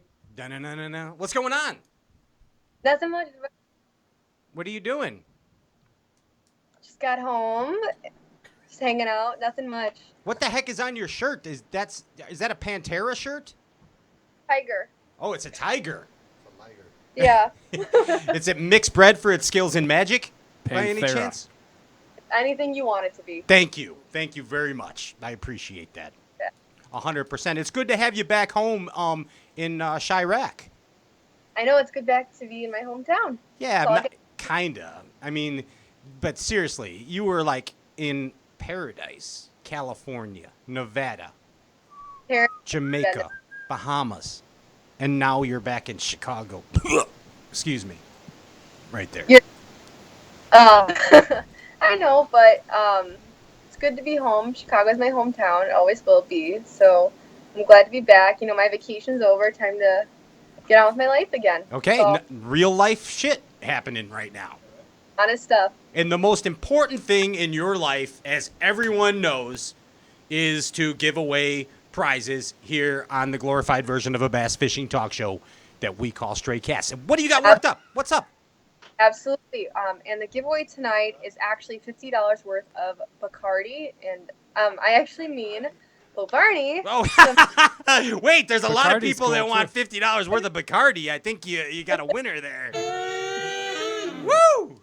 That's a deal. Roumbanis swim jigs, and they have hand-tied skirts, custom razor sharp hooks, and they also come in every spectrum of color. Wow.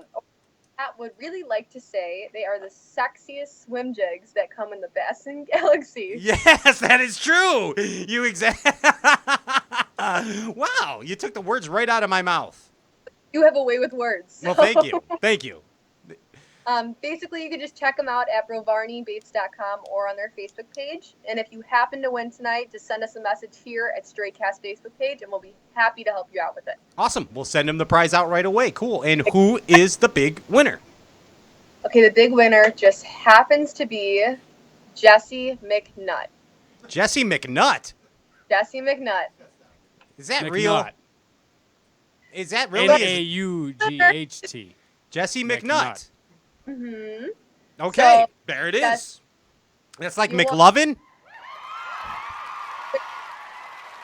Jesse McNutt, you're the big winner on Stray Cast. That's awesome. It's an awesome name. It's like McLovin. So congratulations to you, Jesse. Send us a message here, and we're happy to help you out. Awesome. Nikki, thank you so much for taking your time to come on the show now that you're back in the real world. Anytime for you, Pat. Awesome. And Ryan, of course, and Ryan, sorry. And Ryan. Yeah, hey. And Ryan, too. What's up? And what about JP? Anytime for JP. And then what So- about the Ginger Ninja? And the Ginger Ninja? All the above. Yes, I'll there it just- is. Nikki, peace. I'm blowing you kisses from Bass Fishing Heaven right here. I'll see you. Take care of yourself. Thanks again. Nicole Dorr, Bass Fishing Supermodel, with her triumphant return right here on Stray Cast. Boom, it's another show, another wrap full of surprises, prizes, and something else. Suspended fish. Suspended fish. Hey, we are off next week, but we return on the 27th, and I just want to take the time to first off thank all of you that viewed tonight. Again, without your support, this show does not exist, and I'd also like to thank the sponsors that make this show happen. Of course, TH Marine Power Pole.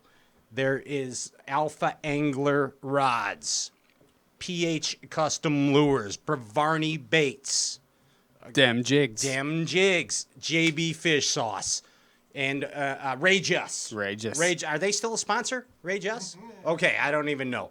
But hey, just Stray Cast. Yeah, you're a sponsor. Something like that. But hey, I'm Pat Renwick. You're a sponsor. You're a sponsor. Everybody's a sponsor. Thanks to Fred Roumbanis. Gatorade too. Thank you, Gatorade. Yes. And Switchblades. We are also sponsored by Vintage Switchblades. And Naked Lady Pens Incorporated. Naked Lady Pens and Copenhagen. Yes. And Apple. Grizzly. And Apple. And hey, thank you. Thank you. I'm Pat Renwick. This is Ryan Whitaker, JP High, and Andrew Ellenberger, the Ginger Ninja. We bid you peace. Kufa.